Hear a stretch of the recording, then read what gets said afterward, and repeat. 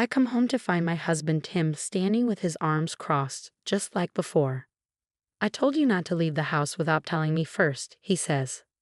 I'm sorry, but it was an emergency. Jordan had an accident and was taken to the hospital.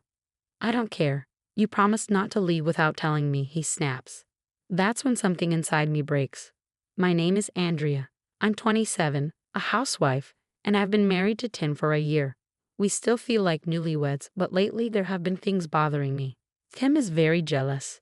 Even when we were dating, whenever I said I was going out with friends, he would ask, "Who's going? Are there any guys?" I used to think it was cute. Once we married, Tim wanted me to stay home and be a housewife, so I quit my job. Now, I hardly talk to any men. Tim seemed happy about that. But whenever the FedEx or UPS guy comes, I try to get the door. And Tim says, "I'll get it," and doesn't let me answer the door. He's done this ever since we got married, and I'm used to it now. Honestly, I'm okay with it since he does everything for me. Tim and I met at work. I was briefly a model and attended an event for a company Tim worked for. He said it was love at first sight. After we finished, he asked me to dinner. He was kind, and I thought he seemed reliable. His company paid well, so I thought, why not? And agreed to go out. We exchanged numbers and went out a few more times. He worked hard to make me happy, which I thought was sweet. Soon, we were officially a couple. A year later, he proposed and we got married. Tim is crazy about me, but his feelings have led to some problems. I want to show you what happened. One day, I get an invitation to a high school reunion. I moved to New York for university and haven't been home in a while, so it would be nice to see my friends. But I know there's a big problem. Tim won't let me go. I need to figure out a way to make it happen. Luckily, I got the invitation while Tim was still at work. He hasn't seen it yet. After some thinking, I come up with a plan. I'll tell my parents and secretly go to the reunion. I call my mom for help before talking to Tim. I've decided to go to my parents' house this weekend. Why? Mom wants to talk to me about something. Does she want me to drag you? No, don't worry about it. It's your day off. You relax. I'll be fine. If I go, I'd stay at your parents' place too, but I won't do that. No, it's fine. She wants to talk to just me. Really? What's so important? Should I come if it's serious? No, I think it's something private. She hasn't even told my brother Jordan yet. Not even Jordan. If she hasn't told him, it must be something personal. All right. I'll miss you. Make sure to call me when you're there. Got it.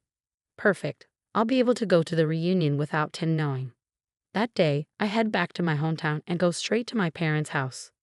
Just as I expected, Tim must have called Mom, and she told him, "Sorry for calling Andrea over so suddenly." Tim's relieved, and when I call him after arriving, he says, "Enjoy your time with your parents."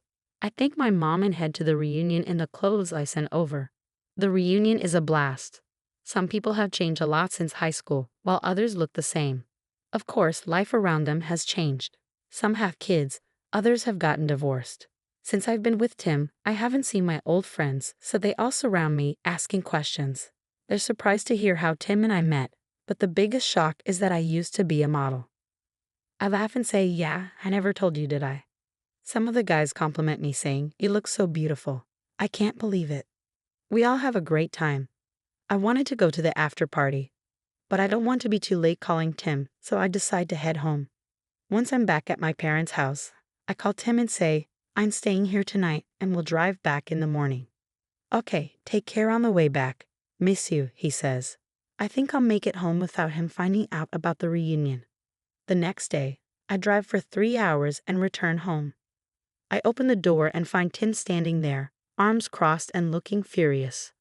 "Hi, I'm back. What's wrong?" "You're cheating on me, aren't you?" "What? No, I'm not." "Don't lie. You said your mom needed you, but you went to a class reunion instead." How does he know? I have no idea, but it's clear there's no way out. I finally tell the truth. I went to the reunion. Just as I thought. You met guys behind my back. That's cheating. No, it's not. I just went to the reunion to see my friends. I haven't seen them in a long time. But I thought you wouldn't let me. I didn't want to go somewhere with drinks and guys. I'm glad I didn't tell him earlier. If I had, I might never have seen my friends again. Apologize properly. Sorry, what? You betrayed me. You need to apologize and explain what you did wrong. Wait, you want me to do that? I didn't expect him to go this far, but I did lie to him. I agreed to apologize to Tim, going over everything I know he wants to hear. I forgive you, but there's no next time, okay? Tim's still upset, but I can't help myself. I ask him, how did you find out I went to the reunion? He looks at me, then answers, I did some research with ghosts. Ghosts? I ask, confused. He explains in a way that leaves me shocked. First, he checked my Facebook and found people who seemed to be my schoolmates. Then he searched their names on Instagram and Twitter, looking through all their posts. After a few hours, he found a post on Instagram, a disappearing story, with school reunion written on it. He took a screenshot and examined the people in the photo until he saw me. Honestly, I felt disgusted. Even if he's that jealous, to go to those lengths, it's just too much. Since then, Tim's behavior has become even more controlling. He calls me every day on his lunch break, and if I don't answer, he floods my phone with messages and scolds me. I have to let him know exactly when I leave the house. If I leave without telling him, even if it's just to go to the store, he gets angry. This is too much to handle, and I start thinking about divorce. But being a housewife makes it difficult.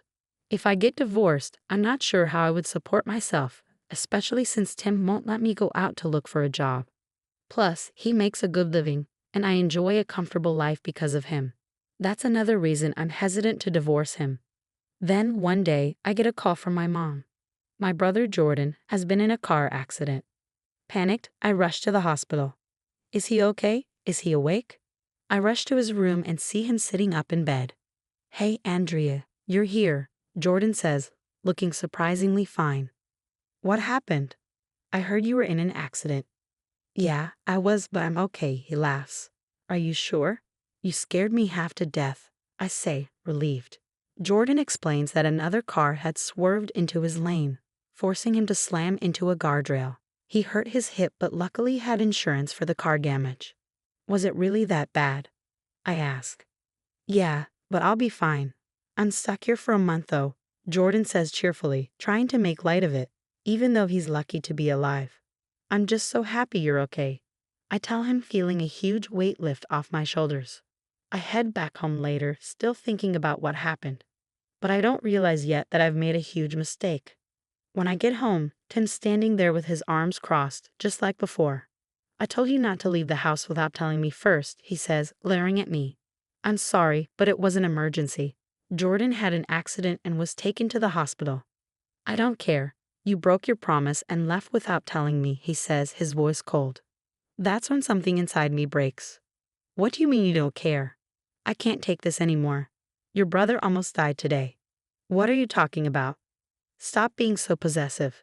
You're being selfish. I can't stand this anymore. I want a divorce. I snap and demand a divorce, and suddenly Tim panics. Divorce? Why now? This isn't sudden. I can't live like this anymore. I can't be with you, I say, my voice shaking. Tim starts crying, his tears flowing as he pleads with me. I'm sorry. I won't be so possessive anymore. Please forgive me. Don't divorce me. But I know you won't change. Not like this. I ignore him, pack my things, and head to my parents' house, ready to leave it all behind. Later, I send Tim the divorce papers, but he refuses to sign them. Well, I didn't expect him to, but I have a plan. I decide to go to Tim's office and ask for a divorce there. It seems he's known as a strict boss, respected by his colleagues, even the women. I'm about to show them who he really is. When I arrive, Tim quickly approaches me.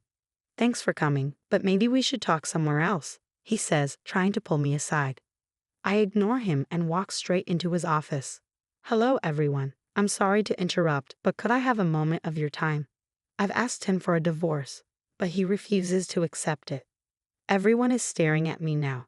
Tim hurries in, trying to stop me, but I press play on a recording of him crying and begging me not to leave. His colleagues start to gather around, intrigued.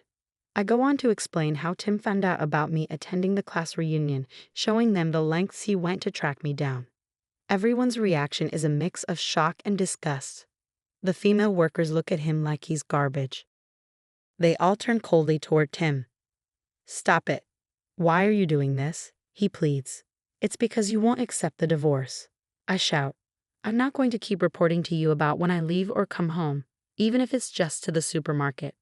Please don't tell them that, Tim begs. I can see it now. Tim's reputation is completely ruined. His colleagues look at him in disbelief. Finally, in a last-ditch effort to avoid further humiliation, Tim sighs, defeated, and signs the divorce papers. I'm free from him at last. I leave the office, feeling lighter than I have in years. Afterward, no one takes Tim seriously anymore. They laugh at him behind his back. It turns out he had been bragging about how head over heels I was for him. But now everyone knows he was lying. He's completely ignored, and his position at work becomes very difficult. Well, he brought it on himself. As for me, I moved back to my hometown and start a new life. A high school classmate introduced me to a great job, and later I met an amazing man at the office. We got married and had children, building a happy family together. My new husband is kind and not possessive like Tim, and I feel so much freedom in my life. I'm truly happy now. I look forward to continuing this wonderful life with my family, watching my kids grow up. Thanks for sticking with me until the end. If you enjoyed this story, please subscribe to our channel, and I'll see you in the next one.